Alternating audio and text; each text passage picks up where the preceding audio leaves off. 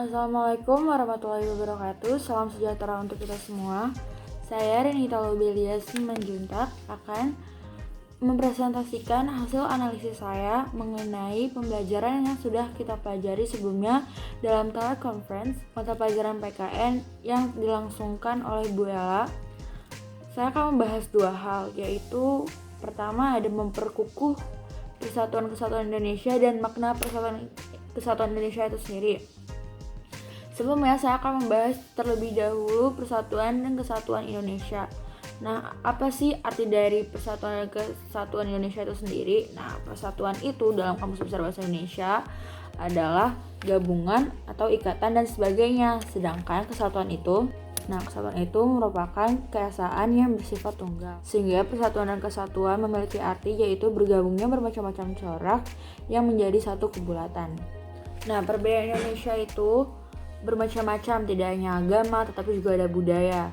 Nah, budaya itu juga dapat dianut bukan melalui dari daerah masing-masing tetapi juga dari budaya luar. Nah, tapi budaya luar atau budaya asing yang masuk di Indonesia harus didiskusikan dahulu dengan musyawarah mufakat agar tidak melanggar norma-norma budaya Indonesia. Nah, mufakat atau musyawarah itu dilakukan untuk apa? Hal tersebut dilakukan untuk mempersatukan Indonesia lebih kuat lagi. Prinsip Indonesia sendiri ada 5. Yang pertama Bhinneka Tunggal Ika, nasionalisme Indonesia, kebebasan yang bertanggung jawab, wawasan Nusantara, dan yang terakhir persatuan untuk pembangunan cita-cita reformasi. Nah, yang pertama, Bhinneka Tunggal Ika yang memiliki arti berbeda-beda tetap satu. Yang berarti, walaupun Indonesia memiliki beragam macam budaya, kita tetap satu, yaitu Indonesia. Lalu yang kedua ada nasionalisme Indonesia yang mengajarkan kita sebagai masyarakat Indonesia untuk lebih paham lagi bagaimana kita dapat mencintai negeri kita sendiri. Lalu ada poin ketiga, yaitu kebebasan yang bertanggung jawab. Nah, kebebasan yang bertanggung jawab yang dimaksud itu apa? Pertama, kebebasan yang bertanggung jawab. Kalian harus bertanggung jawab untuk diri kalian sendiri, semua orang atau masyarakat, negara, dan gak kalah penting Tuhan Yang Maha Esa. Lalu ada wawasan Nusantara, yang berarti setiap orang merasa sepenanggungan. Nah, yang terakhir ada persatuan pembangunan untuk menciptakan cita-cita reformasi, di mana sudah dijalankan oleh para pahlawan kita. Nah, kita tinggal melanjutkannya dan mengisi kemerdekaan di masa sekarang. Lanjut ke sesi berikutnya, yaitu memperkukuh kesatuan dan bersatuan Indonesia. Perwujudan Indonesia memiliki 4 prinsip, yaitu persatuan dan kesatuan Indonesia sebagai satu kesatuan politik, sebagai kesatuan ekonomi, sebagai satu kesatuan sosial budaya, dan pertahanan dan keamanan. Nah, contoh dalam politik itu apa? Keutuhan dari segala keisian wilayah Indonesia merupakan kesatuan.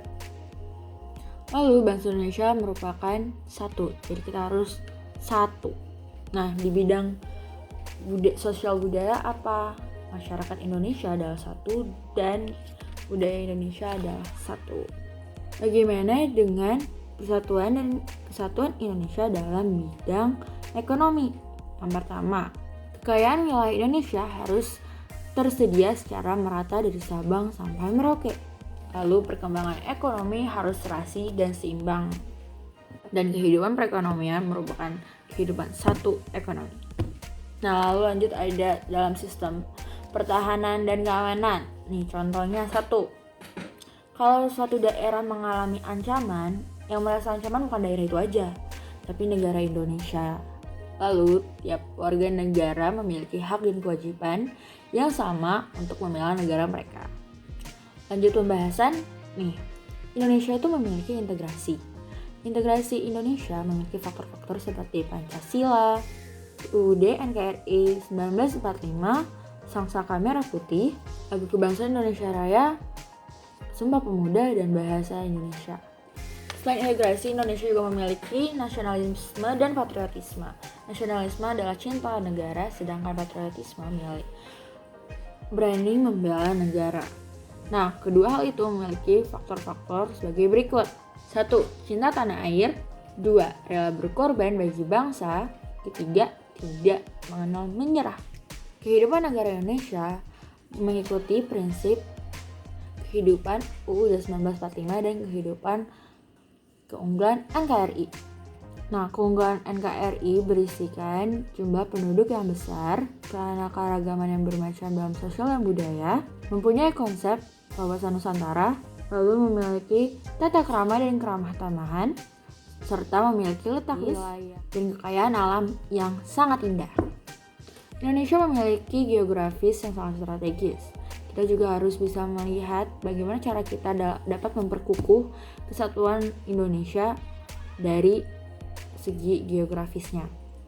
Geografis dapat menyebabkan persatuan dan kesatuan Indonesia melemah apabila ketimbangan dan tidak keseimbangan pembangunan masyarakatnya, serta hasil pembangunan yang tidak merata. Lalu ada juga melemahnya budaya kita sendiri, karena budaya asing yang kita anut malah menjadi bagian hidup kita. Dan budaya asing yang masuk biasanya budaya asing yang tidak sesuai dengan aturan negara Republik Indonesia. Nah, sebagai masyarakat Indonesia yang baik, kita bisa mengamalkan nilai-nilai Pancasila untuk memperkukuh kesatuan Republik Indonesia. Nah, dari pembahasan yang sudah kita bahas, kita dapat mengetahui bahwa untuk memperkukuh kesatuan negara Indonesia, kita harus mulai dari diri kita sendiri. Kita juga harus paham terlebih dahulu apa itu makna dari persatuan dan kesatuan. Nah, konsep negara Indonesia itu kepulauan, jadi lebih banyak laut daripada daratan. Tetapi lautan bukan sebagai pembatas kesatuan kita sebagai masyarakat Indonesia, hanya pembatas daratan dari satu pulau ke pulau lainnya. Segitu dulu pembahasan dari saya mengenai persatuan dan kesatuan Indonesia dan memperkukuhnya. Mohon maaf bila ada salah kata, dan terima kasih untuk kesempatan yang telah diberikan. Saya Rita Lobelia.